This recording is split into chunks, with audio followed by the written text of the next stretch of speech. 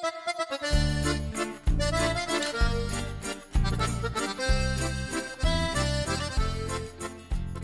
tjá, þetta þátturinn Ítalía hillar og ég heiti Magga.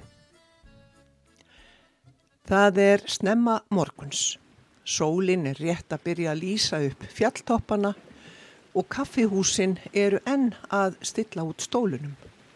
Einhvers staðar glamrar í kaffibollum. Ferjan leggur hljóðlega frá bryggjunni og skilur eftir sig mjóa rák í spegilsléttu vatninu. Heimamenn koma út að ganga með hundana og kona heilsar nágranna sínum áður en hún heldur í vinnuna. Þetta Gardavatn, áður en ferðamennirnir vakna. Einn besti tími dagsins ásamt ljósaskiptunum. Það eru til vötn sem maður kemur að, horfir yfir og hugsar, já, svo að þetta vatnið.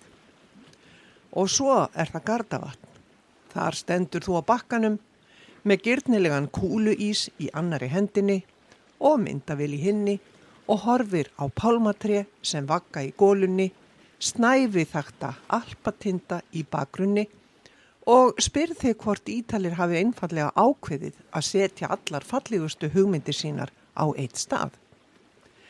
Hvernig má það vera að pálmatré þrífist undir snævi þöktum fjöllum í þessum risastóra jökuldal sem var til fyrir 20.000 árum? Þér finnst eitthvað bogið við þetta. En Gardavatn alveg saman það. Hvað það við þetta vatn sem hefur svona sterk tök á fólki? Það birtan, fjöllin, litlu þorpin sem kúra við vatnsbakkan, gelato, ísinn sem virðist alltaf bragðast aðeins betur hér en annars staðar, eða einfallega svo staðreind að Ítalir kunna betur en flestir að njóta lífsins.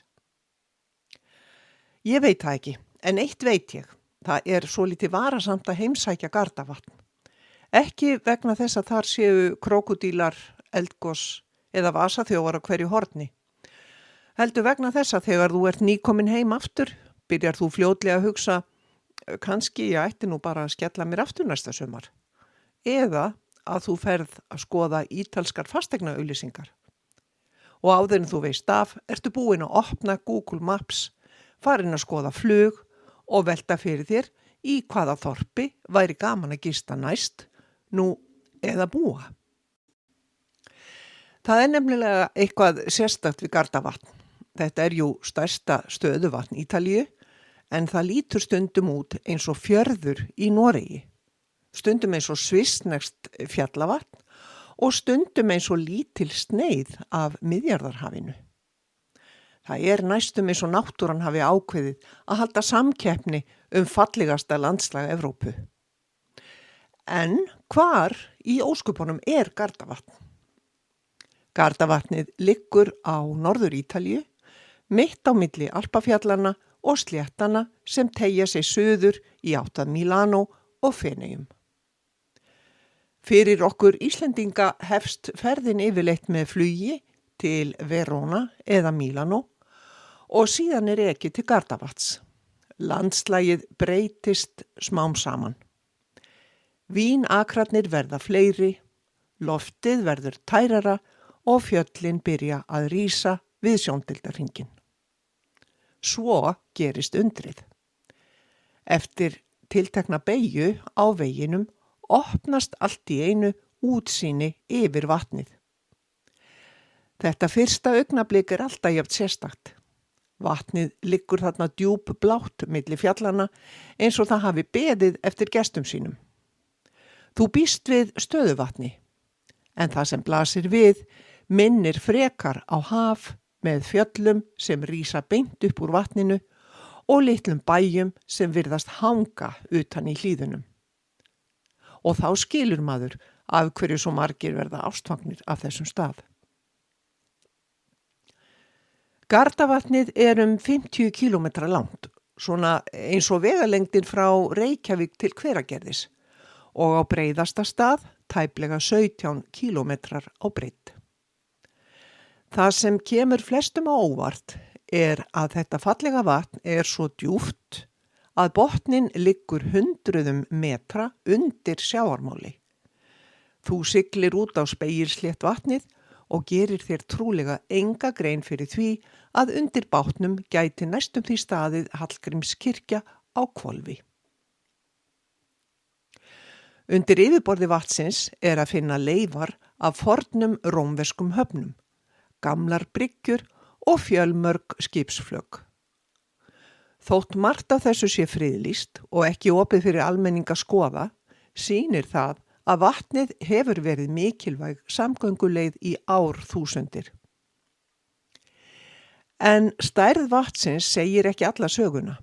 Það sem gerir Gardavatnið einstakt hvernig það breytir svip eftir því hvar þú ert. Norðurendin umkringdur háum klettum og minnir helst á norskan fjörð.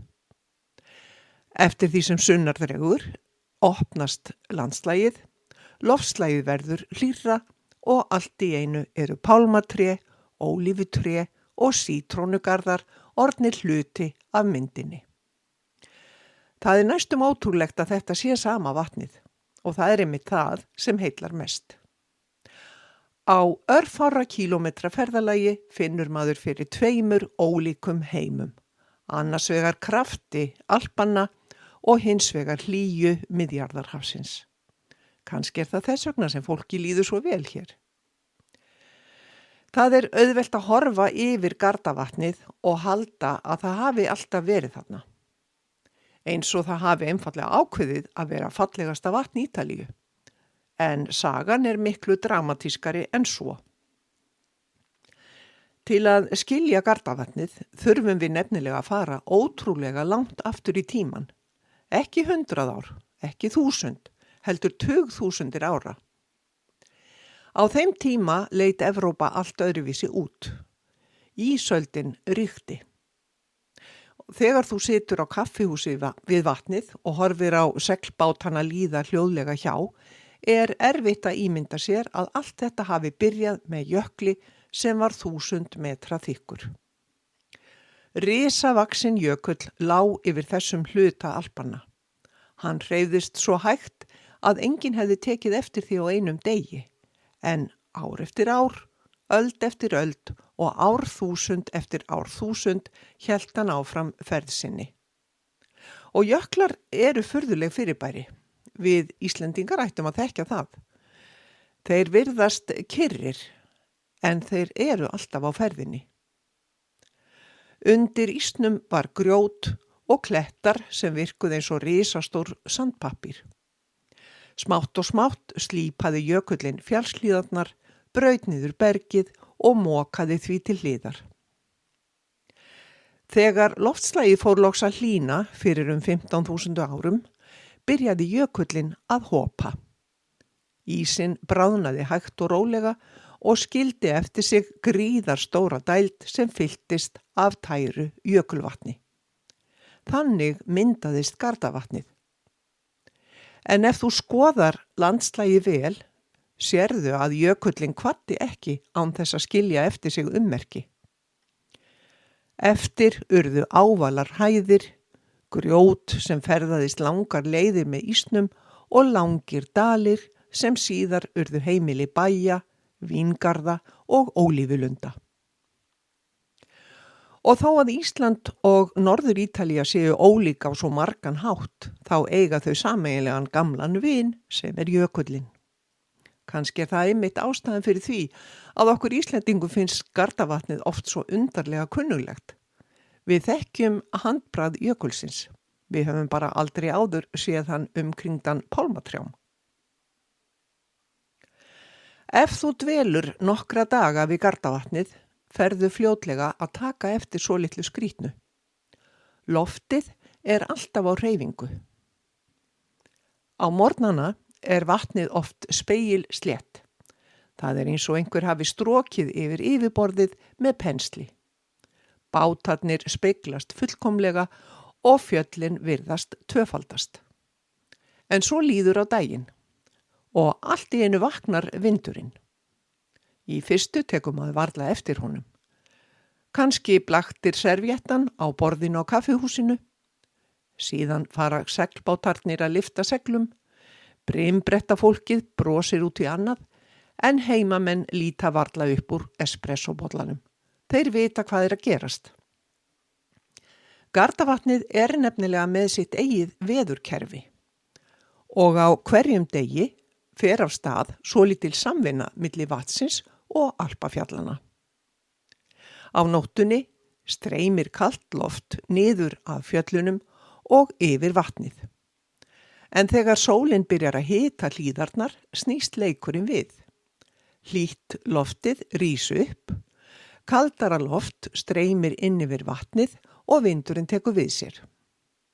Þetta gerist svo reglulega að menn hafa treyst á þetta öldum saman. Vindarnir hafa meira að segja fengið nöfn. Þeir eru raunar 30 talsins, en ég nefni einungis 2 til sögunnar. Sá fyrri kallast Pelér.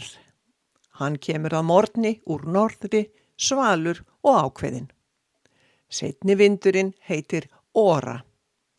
Hann mætir eftir hádegi úr suðri, hlýrri og mýkri eins og hann sé að minna alla á að það sé kominn tími til að hægja aðeins á sér.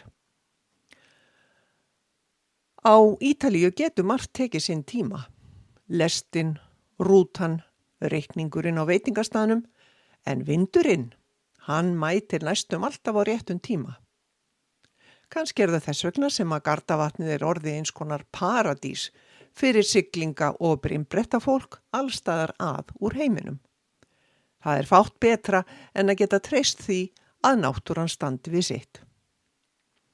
En vindarnir gera meira en að fylla seglin. Þeir skapa loftslag sem virðist næstum ómögulegt. Þegar þú stendur við norðurenda vatnsins er trúlegt að þeir finnist stundum eins og þú sért komin hátt upp í Alpana. Loftið er ferskt og fjöllin gnæfa yfir þér. Síðan ekurðu í klukkutíma eða svo með vatninu. Og allt í einu ertu komin í allt annan heim. Við vegkantinn vaksa ólífutré, sítrónur, lárviður og pálmatré sem vagga í gólunni. Í Gardavatni lifa yfir 25 tegundir ferskvatnsfiska. Algengustu fiskarnir eru silungur, aborri, gedda, karpi og áll. En frægasti fiskur vatnsins er karpíóni, sjaldgæf tegund lík silungi sem lifir aðeins í Gardavatni. Ef þú spyrð mig hvernig ætti að upplifa Gardavatnið í fyrsta sinn, þá myndi ég ekki segja leigðu bíl. Ég myndi segja taktu ferju. Því Gardavatnið er ekki bara vatn, það er samgöngu æð. Og í 100 ára hafa bændur, kaupmenn, fiskimenn og ferðalangar ferðast yfir vatnið. Löngu áður en vegirnir voru lagðir var auðveldara að ferðast með bát en að klöngrast eftir þröngum fjallastígum. Í dag eru ferjurnar orðnar hluti af upplifuninni. Það skiptir eiginlega engu hvort það er morgun eða síðdegi. Útsýnið er alltaf nýtt. Og þegar ferjan leggur frá bryggjunni heyrist djúpt hljóð frá vélunum og hægt og rólega fjarlægist bærinn. Í lýsingunni með þessum þætti getur þú séð vefslóðir þar sem hægt er að fletta upp tímatöflum fyrir ferjurnar og ýmislegt fleira sem framkemur í þessum þætti. Nú skyndilega sérðu allt í nýju ljósi. Kastalarnir virðast hærri og fjöllin verða enn tignarlegri. Litlu húsin líta út eins og þau hafa verið byggð fyrir brúðusafn og vatnið, það skiptir lit á nokkura mínútna fresti. Stundum er það djúpblátt, stundum grænleitt og þegar kvöldsólin fellur á yfirborðið virðist það vera úr gulli. Það er eitthvað róandi við að ferðast svona. Enginn er að flauta, enginn er að taka fram úr og enginn horfir stressaður á klukkuna. Það eina sem skiptir máli er næsta bryggja og næsti bær. og þegar ferjan nálgast næstu bryggju sést fólk bíða á bakkanum. Sumir á leið í vinnuna, aðrir með innkaupapoka, ferðamenn með bakpoka og fjölskyldur með ís í höndunum. Strætó gengur líka á milli bæjanna við vatnið. Ég veit hins vegar að það svolítið erfitt að stóla á vagna yfir hásumartíman og sennilega alla jafna farsælla að nota ferjurnar. Tímatafla yfir strætó í lýsingunni með þættinum. Nú ætla ég að biðja þig eitt. Lokaðu augunum í smástund. Ímyndaðu þér að þú sért á gangi einhvers staðar við Esjurætur og nýtur náttúrunnar. Allt í einu heyrirðu hróp og köll ofan úr fjallinu og þér mætir ótrúleg sjón.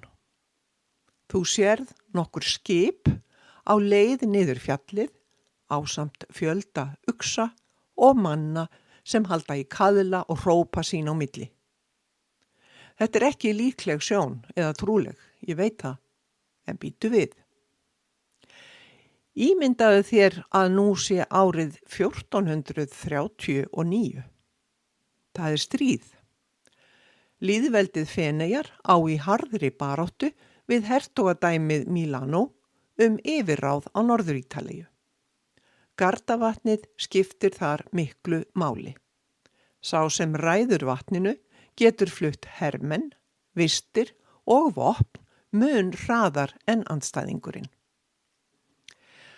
Vandamálið var bara eitt, Feneyingar voru með skipin sín en þau voru öfugu megin við fjöllin. Flestir hefðu líklega sagt, þetta ómögulegt. En Feneyingar hugsuðu öðruvísi. Hvernig getum við gert þetta mögulegt? Og þannig fættist ein djarfasta hugmynd miðalda. Þeir ákváðu að flytja herskipin yfir fjöllin. Já, yfir fjöllin. Þegar ég heyrði þessa sögu fyrst, hélt ég að einhver væri að skreita hann aðeins. Þetta hljómaði eins og þjóðsaga, en þetta gerðist í alvörunni. Feneyingar tóku tugi skipa, meðal þeirra stór herskip og marga smærri báta.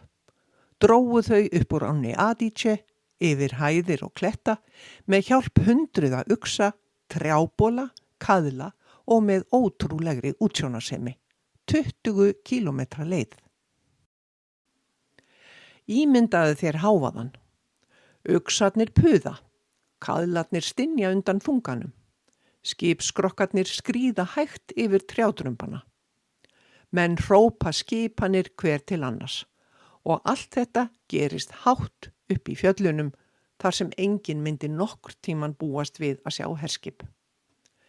Þetta tók daga. Að lokum náðu skipin niður að norðurenda Gardavatns þar sem óvinurinn átti alls ekki von á þeim. Skyndilega birtist feneyski flotinn þar sem enginn taldi að flotinn gæti verið. Þetta breytti gangi átakana við vatnið. Og í hvert sinn sem ég sigli yfir Gardavatnið horfi ég upp í fjöllin fyrir norðan og hugsa þessa menn. Í dag renna ferjurnar hljóðlega yfir spegilslétt vatnið. Ferðin tekur kannski klukkutíma, en fyrir tæpum 600 árum voru menn á sama stað að draga herskip yfir fjöll.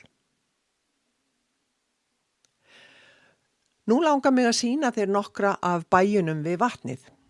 Þú ætlar að ganga með mér þröng stræti sem hafa séð rómverska hermenn, miðalda kaupmenn, skáld, listamenn og ferðamenn frá öllum heimshornum.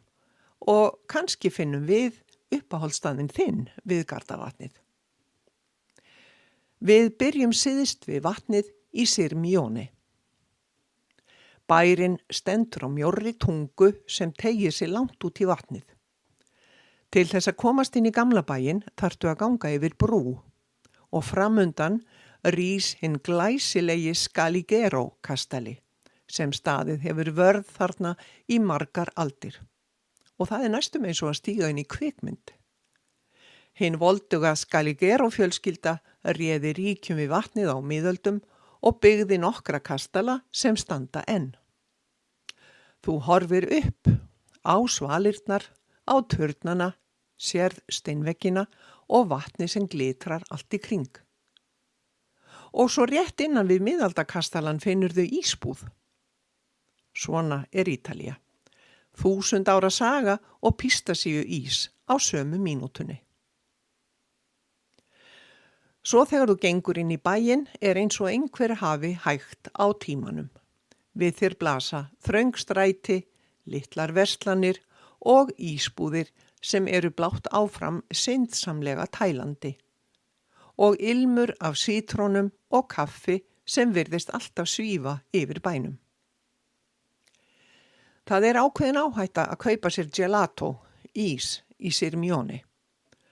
Áður en þú ert búin með fyrsta ísinn, ertu farin að velta fyrir þér hvort það sé siðferðilega verjandi að fá sér annan. Það er merkilegt að hugsa til þess að fyrir rúmlega 2000 árum komu Rómverjar hingað og horfðu yfir vatnið. Þeir hefðu getað sest að víða, en þeir völdu Sirmione og satt að segja skilji þá vel. Yst á nesinu má enn sjá rústir af einni stærstu rómversku sveitavillu sem fundist hefur á Norður Ítalíu. Í dag kallast staðurinn Grotte di Catullo. Þegar ég heyrði nafnið í fyrsta sinn, hélt ég að þarna væru hellar, því grotte þýðir hellar á ítölsku. En svo er ekki. Nafnið festist á staðnum á miðöldum þegar fólk taldi að rústirnar væru gamlir hellar. Seinna kom í ljós að þetta voru leifar af glæsilegri rómverskri höll. Catullo eða Catullus var rómverskt ljóðskáld sem var uppi rétt fyrir Kristsburð og er talið að hann hafi látið byggja villuna í Sirmione. Þó er það ekki 100% öruggt. Það sem heillar mest er þó ekki stærð rústana heldur staðsetningin. Rómverjarnir byggðu ekki bara hús, þeir völdu útsýni. Sirmione er fullkomin staður til þess að gleyma tímanum og Google Maps. Þú byrjar á að ætla að fara eitthvert. Síðan sérðu litla bókabúð. Rétt hjá henni er ostabúð. Svo litla bakaríð. Og síðan ilmurinn af nýbökuðu focaccia. Og allt í einu hefur hálftími liðið, án þess að þú hafi komist þangað sem þú ætlaðir. Og veistu hvað? Það skiptir nákvæmlega engu máli. Á Ítalíu lærir maður að njóta leiðarinnar og litlu augnablikkanna sem verða eftir í hjartanu. Nú liggur leiðin frá Sirmione til Malcesine með ferju. Smátt og smátt verður kastalinn minni, kirkjuturnin hverfur á bak við trén og bærin verður að litlum ljósum bletti við vatnið. Á meðan ferjan heldur áfram norður, breytist landslagið hægt. Fjöllin færast nær, strendurnar verða mjórri, klettarnir rísa hærra. Það er eins og vatnið sjálft sé smám saman að ganga inn í Alpana. Og svo, löngu áður en ferjan leggst að bryggju í bænum Malcesine, sést Scaligero kastalinn hátt á kletti, eins og hann hafi verið byggður sérstaklega fyrir riddarasögu. Og það er eins og hann sé að fylgjast með öllum sem koma yfir vatnið. Fyrir neðan kastalann liggja litlir fiskibátar sem vagga rólega við bryggjuna. Og rétt hjá er hægt að taka kláf upp á fjallið Monte Baldo sem rís beint upp fyrir aftan bæinn eins og risastór grænn veggur. Og því máttu ekki sleppa. Þetta er ein af þessum ferðum sem þú gleymir ekki. Hurðirnar á klápnum lokast og hann byrjar að lyfta sér. Hærra og hærra. Á örfáum mínútum ferðast þú úr ilminum af ólífutrjám upp í alpaloftslag þar sem villiblómin blómstra. Ólífutrén verða minni. Bátarnir verða litlum hvítum doppum og vatnið breytist í blátt málverk. Þegar upp komið kann þér að finnast að nú sért þú í öðru landi. Loftið svalara og útsýnið yfir Gardavatnið svo stórkostlegt að flestir missa málið stund. Og það segir sitt. Þú heyrir öðru hverju bjölluhljóð frá nautgripum sem spóka sig í fjallshlíðunum og ef þú hefur heppnina með þér, má sjá erni svífa yfir hlíðunum. Þegar ég fór þetta síðast fannst mér engu líkara en ég væri komin inn í mitt ævintýri hina svissnesku heiðu eftir Jóhannes Byrri. Núna ertu sem sé komin upp í Alpana. Ég þekki fáa staði í Evrópu þar sem náttúran skiptir svona hratt búning. Haustið 1786 þá kom þýskur ferðalangur til Malcesine. Hann ætlaði sér ekkert að stansa, en dvölin varð lengri en hann ætlaði. Þessi ferðalangur hét Johann Wolfgang von Goethe. Já, sami Goethe og síðar varð eitt merkasta skáld Þýskalands. En á þessari stundu var hann einfallega ferðalangur sem sat við Gardavatnið með blýant í hendi og teiknaði kastalann. Sagan segir að heimamenn hafi orðið tortryggnir. Af hverju var þessi útlendingur að teikna kastalann? Var hann njósnari? Goethe þurfti að útskýra að hann hefði engan áhuga á hernaði. Honum fannst staðurinn bara fallegur. Svo hélt hann áfram ferð sinni og síðar skrifaði hann Gardavatnið af slíkri hrifningu að enn í dag koma margir til Garda til að sjá það sem hann sá. Næst á dagskrá að taka ferjuna frá Malcesine yfir vatnið til Limone sul Garda, konfekt mólin við Gardavatn. Reyndu að standa úti á dekki, ekki af því að það sé þægilegra, heldur vegna þess að þannig sérðu bæinn birtast hægt og hægt.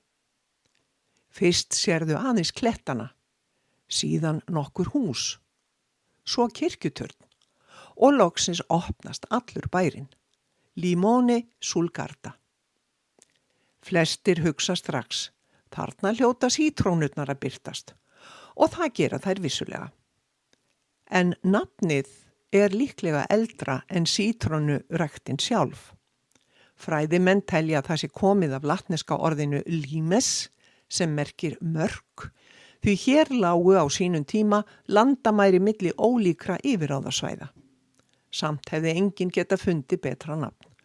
Því þegar þú kemur til Limone finnst þér trúlega eins og sítrónurnar hafi alltaf átt heima hér. Það merkilega að þær áttu það eiginlega ekki. Þú ert við rætur Alpana, á breiddargráðu þar sem vetur geta verið kaldir og samt tókst fólki hér að rækta sítrónur öldum saman. Ekki vegna þess að náttúran gerði þeim greiða, heldur vegna þess að fólki neitaði að gefast upp. Það byggði háar steinsúlur og timburgrindur sem kölluðust limonægi. Á veturna voru þær þaktar timbri og gleri til að verja trén fyrir frostinu.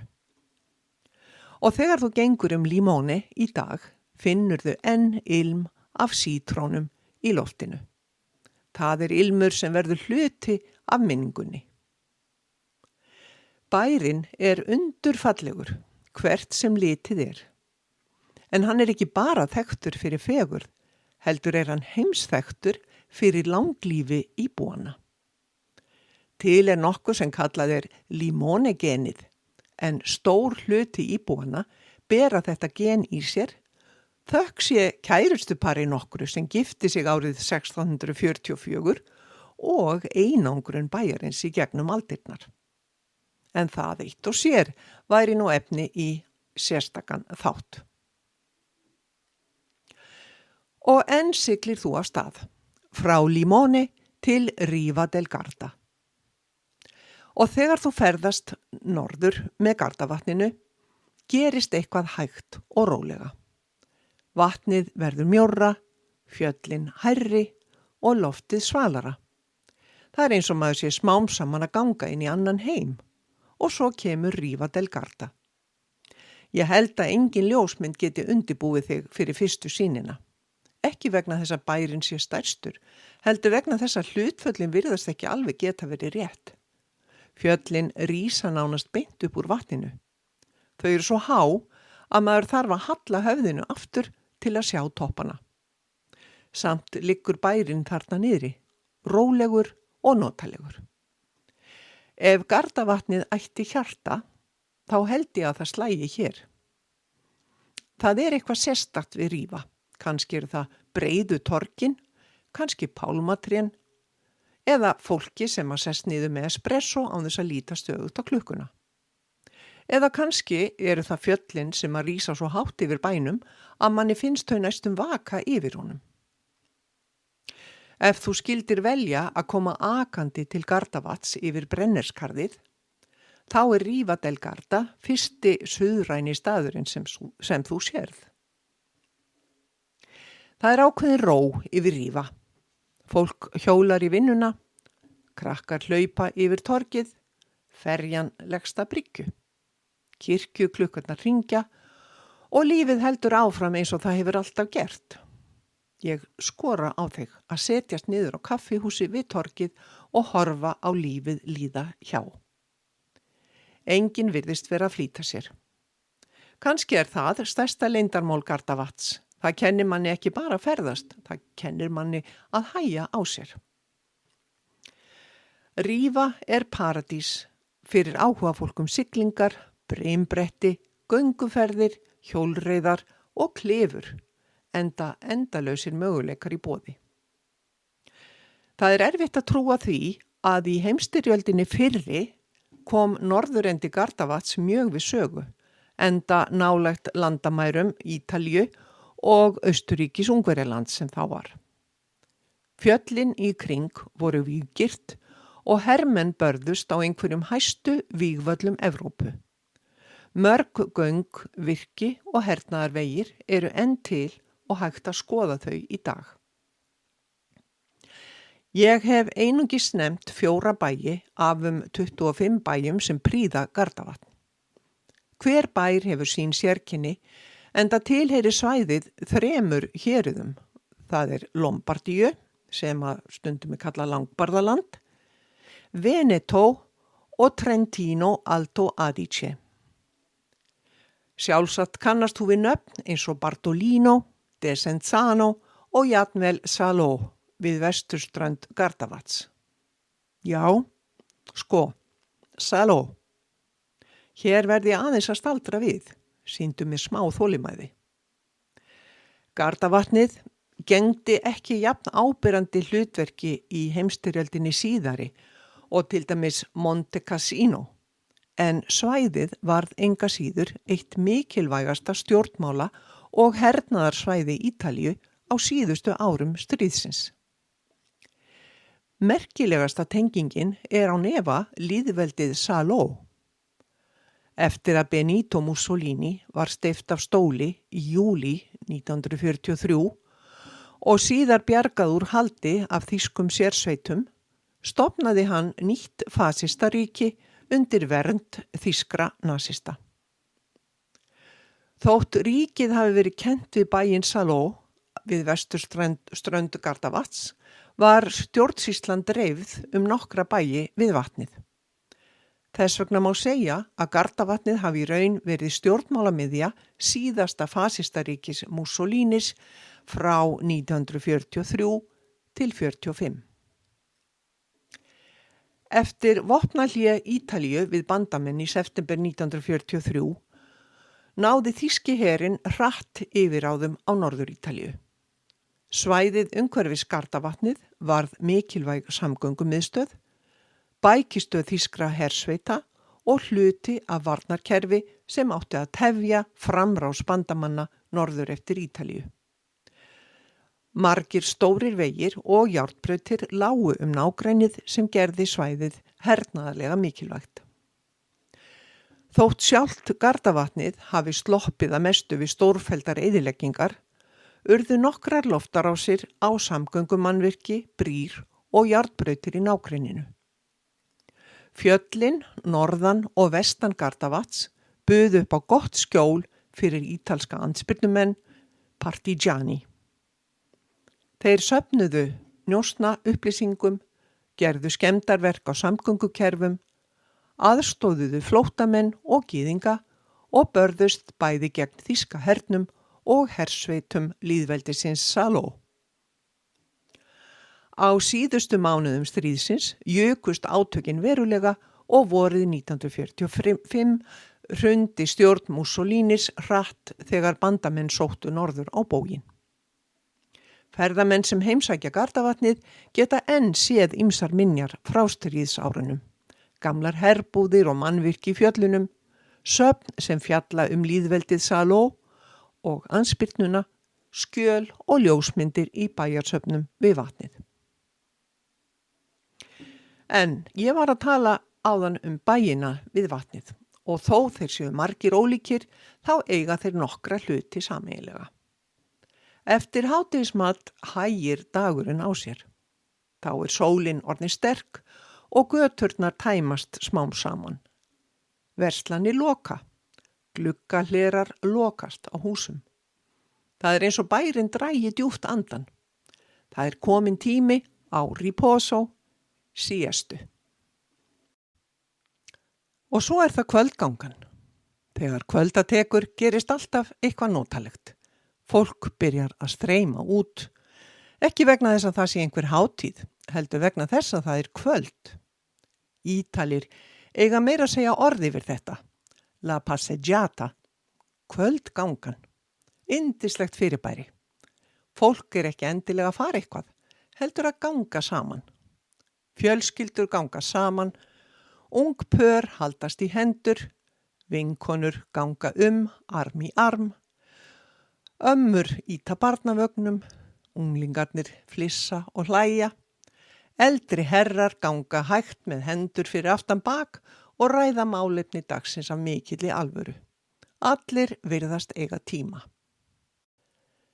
Reyndu að ímynda þér Gardavatnið fyrir mörgum öldum.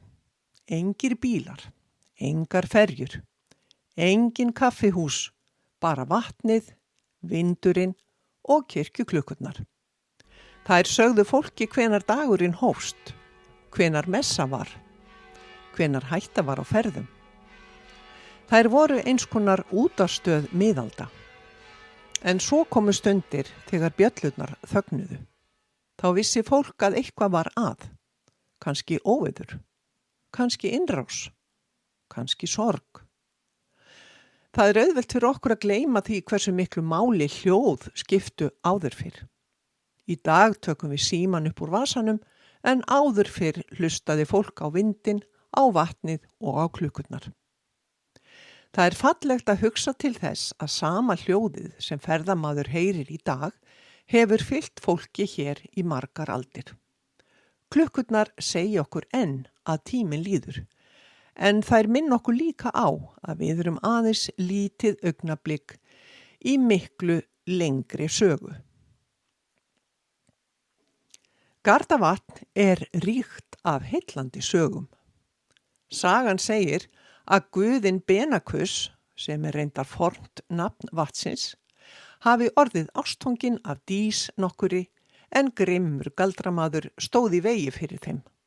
Til að vernda hana breytti Benakus henni í eyju sem í dag hinn fagra Isola del Garda sem stendur miðja vegu við vesturströnd vatnsins. Þar var rómversk byggð, klaustur, athvarf fyrir munka, herstöð og í dag enn í einkaeigu afkomenda aðalsfjölskyldunar sem byggði núverandi villu. Og auðvitað á Gardavatnið sinn Lagarfljótsorm, ef svo má segja. Skrýmslið, nú eða veran í Gardavatni, heitir Benny. Hann dularfull vera sem býr í djúpum vatnsins, skrásett allt frá 16. öld af munkum og honum lýst sem friðsælum og feimnum verði. Gardavatnið hefur löngu verið griðastaður skálda, listamanna, jafnvel heimspekinga og aðalsmanna. Í Riva dvöldu meðal annars Friedrich Nietzsche, rithöfundarnir Franz Kafka, Thomas Mann og D.H. Lawrence. Sömuleiðis má nefna einn litrikasta Ítala sem uppi hefur verið, Gabriele D'Annunzio, rithöfundur og stríðshetja með meiru, fæddur 1863. Þegar hann settist að við Gardavatnið, skapaði hann sér heim sem var jafn sérstakur og hann sjálfur. Ekki bara hús, heldur heilan heim hugmynda, garða, listaverk, minnisvarða, útsýnistaði og meira segja risastórt herskip sem stendur enn í hlíðinni, langt frá vatninu.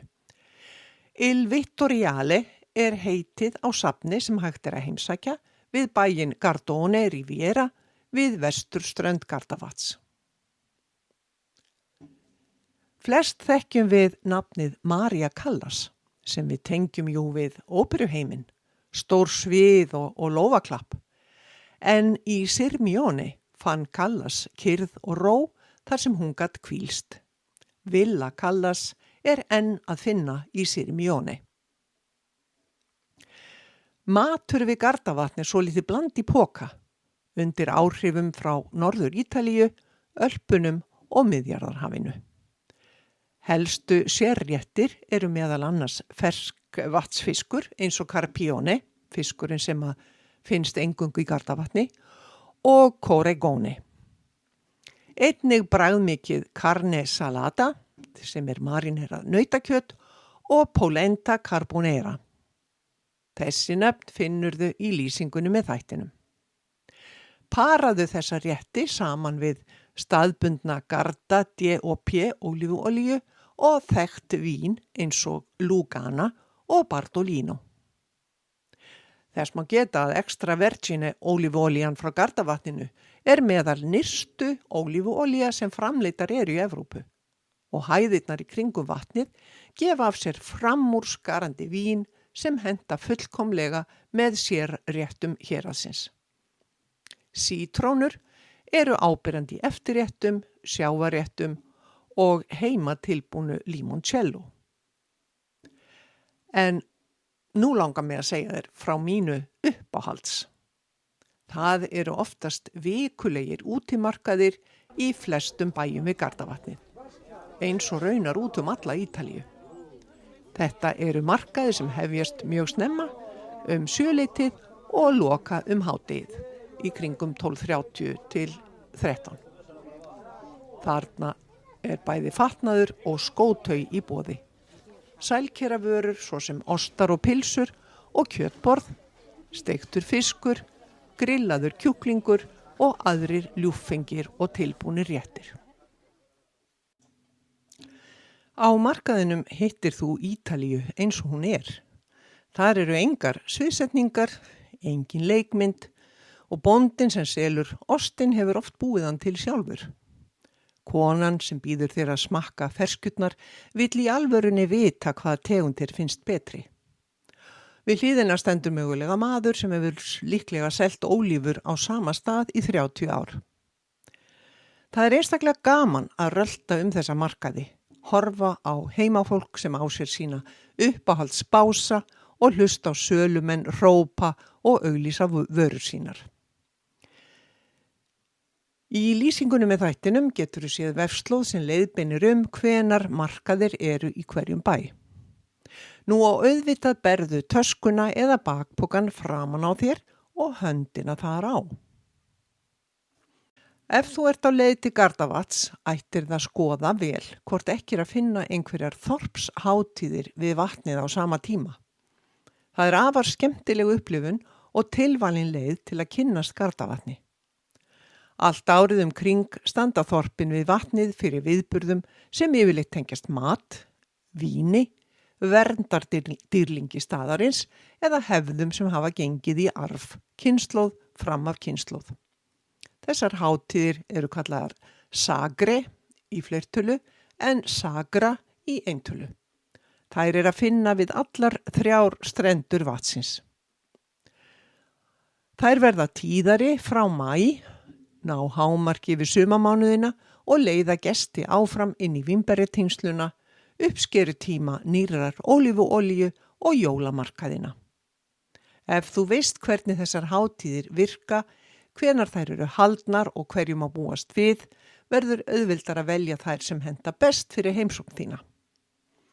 Ein af þekktustu hátíðum fer fram í Riva del Garda síðast í ágústmánuði og heitir Notte di Fiaba eða ævintýranótt. Þá er tekið fyrir ákveðið ævintýri og hátíðin unnin út frá því þema. Ég var svo heppin að ná lokakvöldinu fyrir nokkrum árum og því lauk með rosalegri flugeldasýningu.